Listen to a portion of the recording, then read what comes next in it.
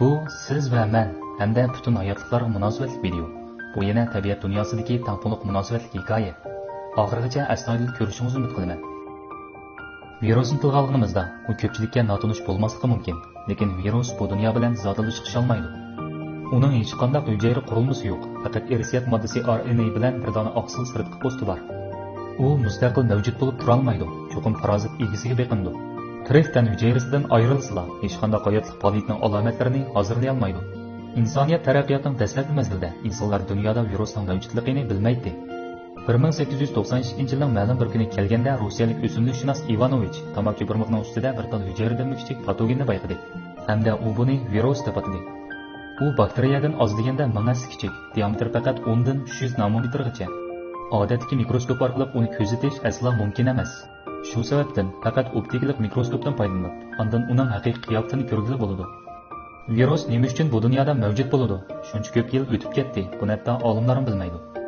U dinozavrga o'xshash tashqatma qo'yib qo'ya olmaydi. Shunga bizda uning taraqqiyot jarayonini tadqiq qilgan hech qanday foydalanish moddasi yo'q. Nopozliq organlarining tekshirishining ko'rsatishiga asoslanganda, yer sharida o'lish nisbati eng yuqori bo'lgani tabiiy ofat emas, urush emas, balki virus. Masalan, insonlar tarixida ilgari 500 million odamning o'lishini keltirib chiqargan chechak kasalligi, chuma kasalligi, ya'ni chashqan virusi, Ebola qatorliqlar. Ko'p qism viruslar jonliqlar tiniga besib kirgandan keyin 4 bosqichni boshdan kechiradi. Ayrim holda qasroqdan ajrash, birikish, qurash turilish va qo'yib berilish qatorliqlar. Oldi bilan ular bevosita parazit X bakteriyasi ichidagi metabolizm quroli orqali o'zini ko'paytiradi. Bu mezgilda u butunlay yoshirin ilib yurish holatida, agar diqqat qilinmasa, qat'iy bayqalmaydi. Yoshirin ilib yurish mezgili o'tgandan keyin u qo'yib berilishni kutib oladi. Lekin taqsanjarlik RNA muqim bo'lmag'achqa, ya'ni kelib har qatimliq ko'payishda qo'yib berilgan yaktarning soni g'oyat zo'r bo'lg'achqa, virusning asli xarakterida o'zgarish yuz berishi mumkin. Bu hozir ko'p qism virus yuqumlanishining yanada unumli to'g'risi yo'q bo'lishini keltirib chiqardi. Shu sababdan virusni cheklashning eng yaxshi usuli bo'lsa oldini olish. Ishdan chiqqanda cho'qim maska taqishni unutmang, cho'qim pat-pat qo'lingizni yuvib turing, o'zingizni qo'llash bilan birga boshqalarni qo'llang. Oxirida biz dunyoning aylanish qonuniyati ustida paranglashib qaqaylik. U dal tangpunliq qoidasi.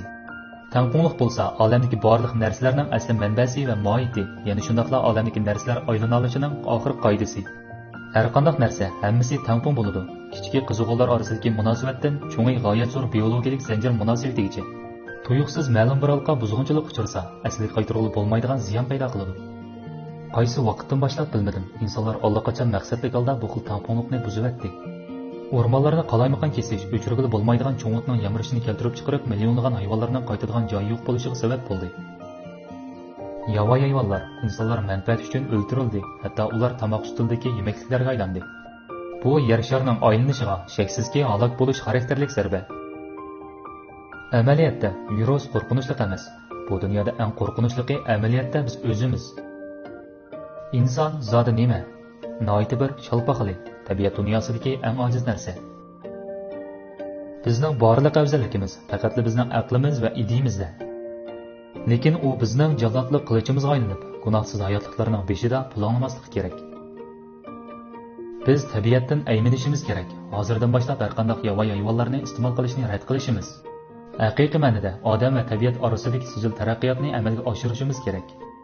Bu videoni texnik ko'p odamning ko'rishini umid qilaman. Bizning keyingi avlodlar uchun ham yana o'zimizning kelgusi uchun. Bo'ldi, bu qitimli hikoya oxirlashdi.